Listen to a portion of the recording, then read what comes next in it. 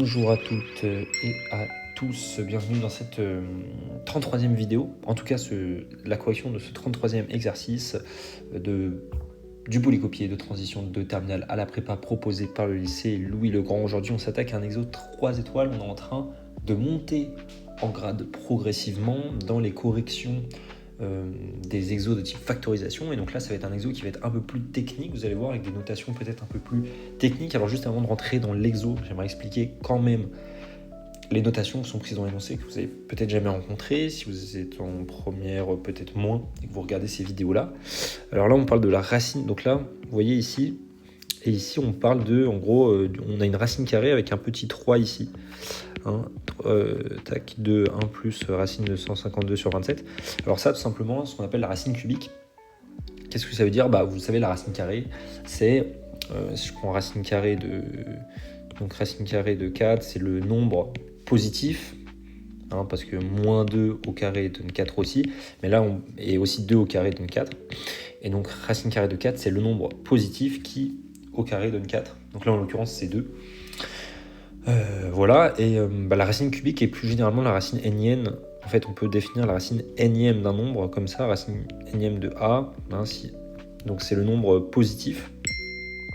Donc le résultat ici, c'est le nombre positif tel que la puissance énième donne a. Typiquement, nous avec nos racine cubique de, 27, par exemple, c'est le nombre qui au cube donne 27. Quel nombre au cube donne 27, positif, c'est 3. Donc racine cubique de 3, c'est 27. Et puis je peux aussi définir la racine quatrième de 16, si vous voulez. Quel nombre puissance 4 donne 16 ? Bien, je vous le donne en 1000, c'est 2 puissance 4 qui donne 16. Bref, tout ça pour dire qu'ici, on a une quantité un peu compliquée, avec des racines cubiques, mais des sommes de racines cubiques. Alors déjà, on n'aime pas beaucoup les sommes de racines, ça c'est des choses qu'on n'aime pas vraiment en maths, et on essaie de virer ça. Limite, les produits de racines, on aime bien, parce que racine de A fois racine de B, c'est racine de A fois B, vous le savez, donc en gros on peut simplifier, mais racine de A plus B, racine de A plus racine de B, c'est dur, c'est un peu technique. Donc là on a ça, et on doit montrer que A cube plus 5A est un nombre entier. Bon on va calculer, écoutez, je pense qu'il n'y a pas trop de choix là, donc il faut calculer, et je vais d'abord calculer A cube, parce que vous allez voir que A cube, c'est déjà assez balèze quand même, donc on va calculer A cube. Donc A cube c'est quoi ? Alors, je vais juste noter, je vais noter A égale racine cubique de 1 plus B. Je vais noter B égale racine de, en fait B égale ça, parce que sinon il va falloir le réécrire à chaque fois, c'est chiant. Donc moins racine de, et du coup c'est moins, le moins 1 est ici, on va écrire comme ça, voilà, B moins 1. Avec B égale racine de 152 sur 27. Donc là j'ai bien ma quantité. Et donc là je calcule la cube. Ok, et là il faut savoir, il faut connaître comment calculer cela, c'est-à-dire racine cubique de b plus 1 moins racine cubique, alors là j'ai oublié un cube, de b moins 1 au cube. Donc ça fait quoi ? Ça c'est les identités à savoir. Donc si je fais par exemple a plus b, donc là je vais le mettre dans un coin, si je fais a plus b puissance 3, ça me fait quoi ? Ça me fait a cube, donc ça c'est vraiment un connaître par cœur, a cube plus 3 a carré b plus 3 ab carré plus b cube. Et typiquement si je fais a moins b puissance 3, en fait c'est juste exactement comme cette formule là, juste je remplace plus b par moins b, je fais a plus moins b, je remplace ça par moins b dans cette expression, et je trouve que ça fait a cube moins 3 a carré b plus 3 ab carré moins b cube. Voilà. Maintenant qu'on sait ça, on va pouvoir développer, du coup en remplaçant typiquement a par racine cubique de b plus 1 et b par racine cubique de b moins 1. Et en utilisant cette formule-là. Allez, c'est parti. Donc a cube, du coup, ça va être quoi ? Ça va être donc ça au cube. Donc B plus 1, racine cubique de B plus 1 au cube, ça me fait juste B plus 1. C'est la définition de la racine cubique, comme on l'a vu au-dessus. Ok, il y a aussi le moins B cube que je vais marquer ici. Donc moins B cube, c'est qui? C'est B moins 1 au cube. Et donc là, du coup, B moins 1 au cube, ça fait juste B moins 1. Pareil, même définition. En utilisant la définition. Et puis là, du coup, moins 3 fois A carré B. Donc là, ça va être... donc A carré, ça va être racine cubique de B plus 1. Donc là, je vais écrire comme ça. On va écrire comme ça. Racine cubique de B plus 1 au carré. Fois B, donc fois racine cubique de B moins 1. Plus 3 fois, du coup, racine cubique de B plus 1 fois racine cubique de B moins 1 au carré. Et puis voilà, ensuite c'est fini parce que le moins b cube, je l'ai marqué ici parce que c'est des termes qui sont constants, où il n'y a pas de, constants, en tout cas il n'y a pas de racine dedans, donc c'est des termes qui sont assez simples. Donc là typiquement la première partie ça fait b plus 1 moins b moins 1, donc ça fait 2, si vous calculez, si vous distribuez le moins, bien sûr. Ok, et donc là, on va passer sur la partie un peu compliquée, c'est-à-dire qu'est-ce qu'on peut faire avec le reste.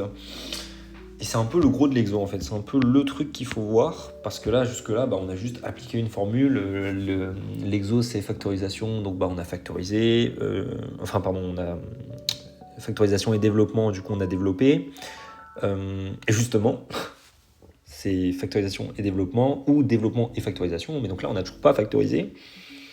Est-ce qu'on pourrait peut-être factoriser, sachant que c'est ce qu'on fait depuis 3 exos d'affilée?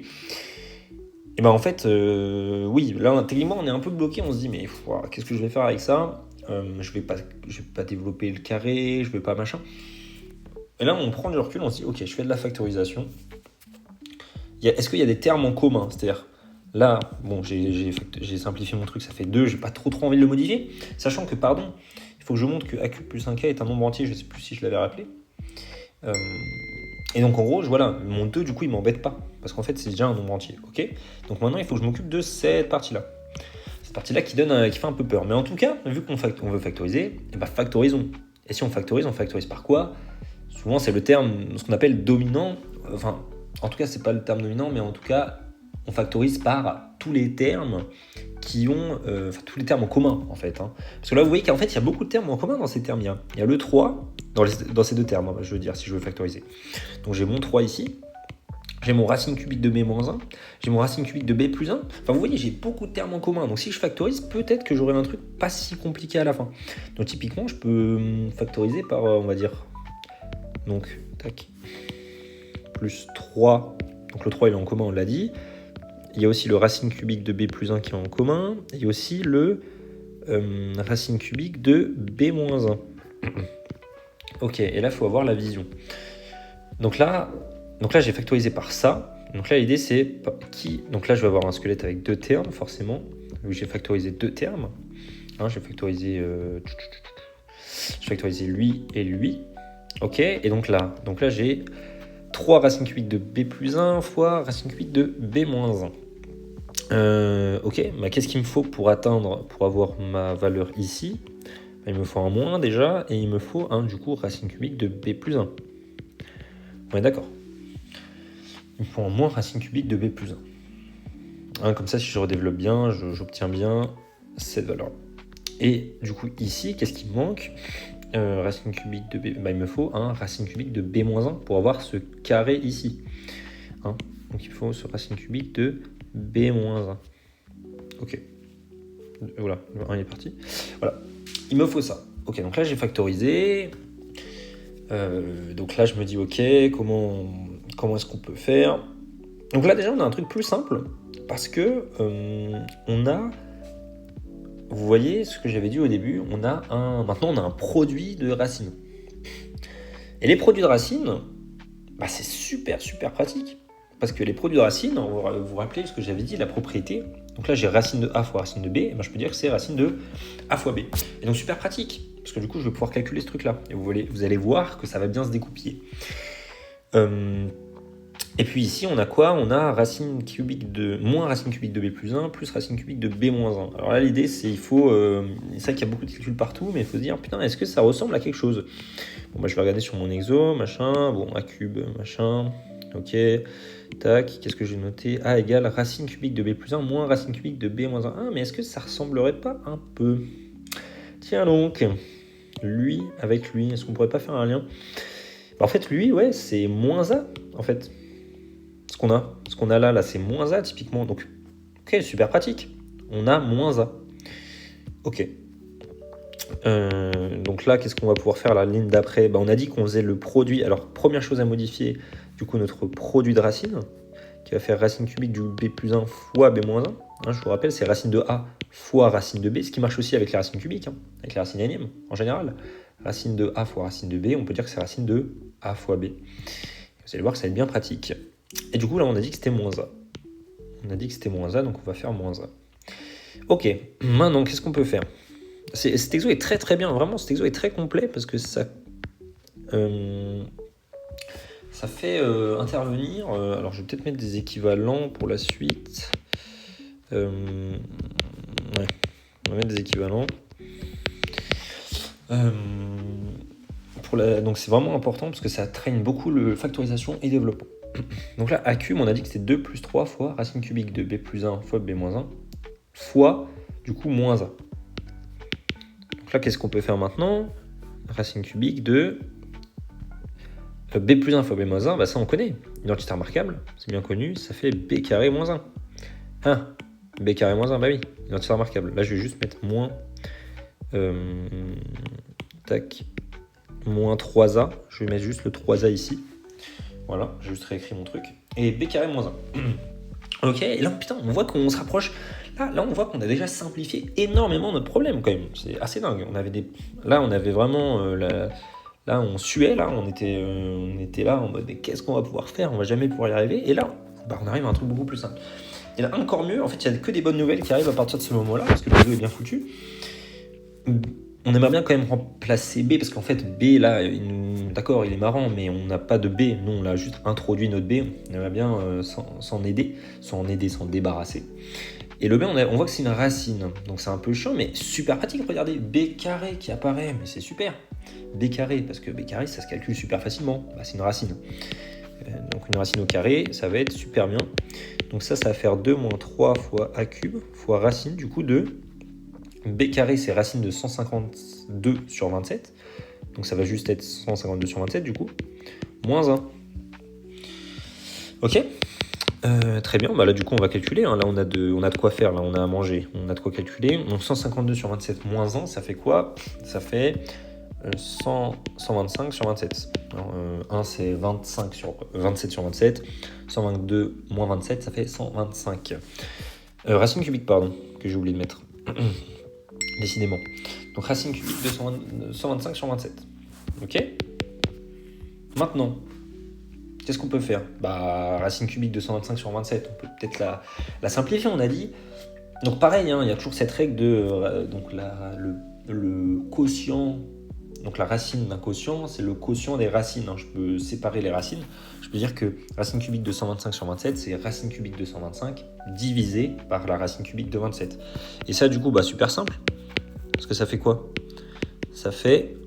Ah oui, non, je l'ai déjà mis là, pardon. Je suis bête. J'avais déjà mis en fait la racine cubique. Ok, et racine cubique de 125, le nombre qui au cube donne 125, c'est quoi? C'est 5. C'est 5. Et le nombre, et donc je divise par la racine cubique de 27, le nombre qui au cube donne 27, ça, il n'y en a pas 36, c'est 3, le nombre positif. Pas de façon pour les racines impaires, enfin bref. Ça se passe bien, voilà. Et donc là, on voit que c'est beaucoup plus simple quand même. Je sais pas si vous vous rendez compte, on avait un truc super compliqué, on arrive à montrer que c'est en fait un truc super simple. Et donc là, on a juste à du coup simplifier. Et donc là, ça fait 2 moins 3, le 3 est simplifié, moins 5a. Et donc là, c'est pratique. On voit le 5 là, attendez, c'est super super pratique. Notre 5a là, a cube moins 5a. Donc là, a cube plus 5a, c'est ça qu'on a. Donc là, on a juste à passer le 5 de l'autre côté, ça fait a cube plus 5a, ça fait quoi? Ça fait 2. Et en effet, 2, c'est bien, c'est bien un nombre entier, hein, c'est bon, c'est un nombre entier naturel même. Mais voilà, du coup, AQ plus AK, on a bien montré que c'était un nombre entier, donc c'est super. Donc vraiment, alors j'ai raisonné par équivalence, oui, parce que justement, vu que là on manipule une équation à la fin pour passer le 5A de l'autre côté, il vaut mieux considérer ça comme, voilà, comme des relations d'équivalence entre les lignes. Vous avez vu que globalement, si je reprends dans l'ordre ce qu'on a fait, au début, on n'a pas grand chose à faire à part développer parce que c'est a plus b puissance au cube. Donc on le développe, on a du 2 qui sort, on est content, c'est un nombre entier. Ensuite on a un petit bazar qu'il faudra calculer. Comment on fait pour passer de là à là? C'est vraiment l'endroit de l'exo, c'est important, hein. C'est vraiment l'endroit, c'est la factorisation. La factorisation, ce terme-là est compliqué, mais il a des facteurs communs, donc peut-être que si on simplifie, si on factorise, ça va nous faire ressortir un truc simple, et en effet, ça nous fait ressortir un truc simple qui est moins A. Et ensuite, vous voyez, ensuite tout se passe bien. Globalement, à partir du moment où on a cette idée-là, du coup, en plus, chapitre factorisation, développement, voilà, dès que c'est compliqué, il faut factoriser de toute façon. Donc, globalement, c'est vraiment une règle universelle, et je pense que si vous avez vu les dernières vidéos que j'ai faites, enfin les dernières, justement, des très vieilles vidéos, en fait, globalement, le polycopier en entier, c'est vraiment, si vous galérez, la factorisation est votre meilleur ami. Et encore une fois, ça ne trompe pas, parce que dès qu'on a ça, vous voyez, produit de racine, hop, ça se simplifie bien, b carré moins 1, et donc là, ensuite, toute cette partie-là est faite pour juste donner racine cubique 225 sur 27, qui donne juste 5 tiers, donc un truc super simple, qui se simplifie avec le 3 qui est là, enfin magnifique. En fait, tout est magnifique. Et puis après, voilà, on arrive au 2. Donc voilà, si vous devez retenir quelque chose avec ces exos-là, alors déjà il faut être à l'aise en calcul en effet, et je pense que c'est plus simple de poser un peu d'abstraction avec ce B-là, sinon les calculs auraient été beaucoup plus pénibles, et surtout ça nous permet moins de visualiser. En fait, si on fait ça, on visualise beaucoup moins ce qu'il faut faire, alors qu'avec des valeurs littérales comme ça, on voit que là on a A, on voit que là on peut simplifier le truc avec des b carré moins 1, etc. C'est beaucoup plus simple et je vous conseille de faire ça pour des calculs qui sont un peu lourds. Voilà, moi c'est tout ce que j'ai à vous dire. N'hésitez pas à vous abonner, si vous avez des questions en commentaire, n'hésitez pas à me les donner. Et puis moi je vous souhaite une très bonne journée, fin d'après-midi, soirée, ce que vous voulez. Ciao ciao.